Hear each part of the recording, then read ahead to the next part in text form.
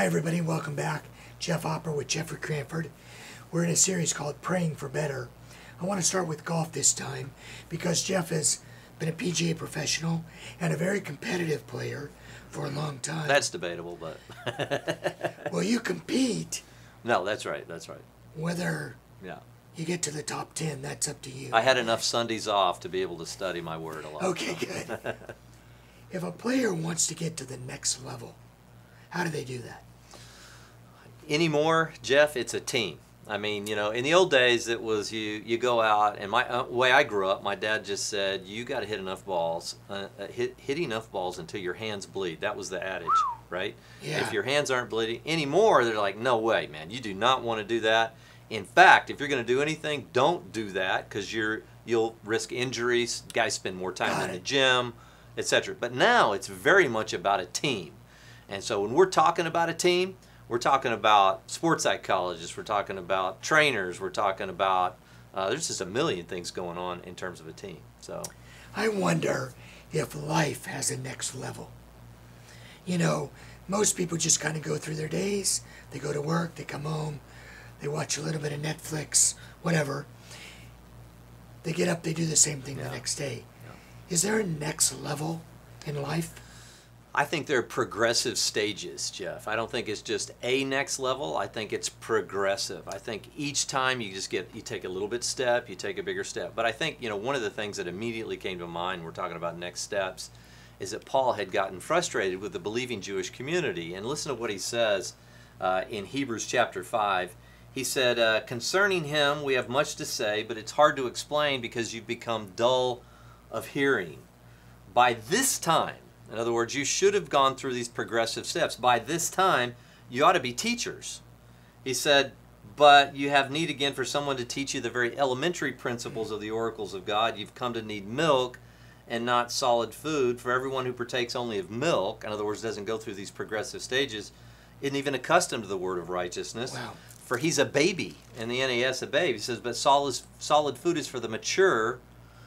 And here we go. You ready? Who because of practice have their senses trained to discern good and evil. So the spiritual life, not unlike golf, is very much about practice, and Paul uses this kind of language to say this is about practice. You have to practice. If you're not practicing, you're not getting better. You don't even understand, and a lot of people don't even understand their weaknesses. And one of the worst things that can happen in golf now with all the statistics is the guys have shot link and everything, and they know exactly where they're weak and exactly where they're strong.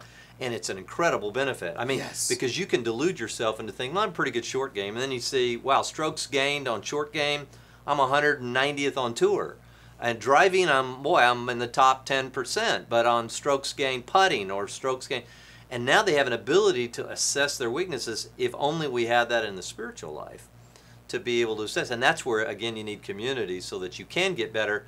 So you have people around you to encourage you to go to the next level and people honest enough with you to say, your team, again, your team to come and say, look, you're weak in this area. And so, I mean, I can go into stories about Zach Johnson, some of these guys. I mean, their team, I mean, they look at those statistics incredibly with great detail just to find those areas where they can improve. Because if you prove half a shot, just half a shot, you think that's not a big deal. Those are millions of dollars. Per round, half a shot is significant. Yeah, so 2 shots a tournament. Yeah. Difference between winning and losing.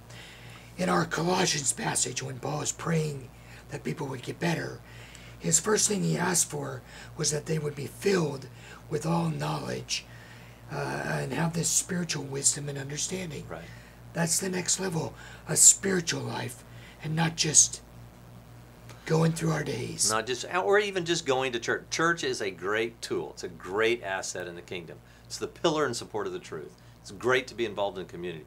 But there have to be these individual disciplines that have come into fashion, especially in these last 10, 15 years, really, with some of the books that were written about the spiritual disciplines. But practice is important. You need to know your weaknesses and then be able to have a community around you to encourage you, a team, if you will, and that's our community, that's a local church, to come around you to encourage you to go to the next step. Great. Yeah, the next level. We hope you have a good opportunity to think on that in the days ahead. How do I get to the next level in my life?